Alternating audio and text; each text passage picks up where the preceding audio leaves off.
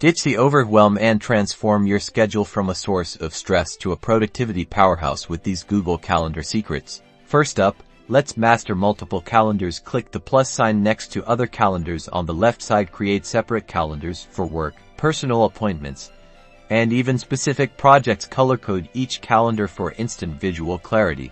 Next, become a scheduling ninja with smart event creation instead of just typing in details. Try natural language. For example, type lunch with Sarah next Tuesday at 1 p.m., and Google Calendar will automatically populate the event details. Struggling to find a meeting time that works for everyone?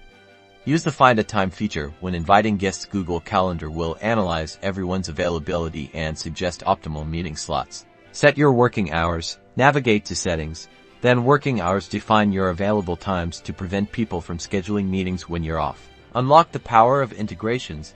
Google Calendar automatically pulls events from Gmail, like flight confirmations and reservations, saving you manual entry. Keep track of your to-dos directly within your calendar by using Google Tasks. Integrate them seamlessly to visualize deadlines and manage your workload efficiently.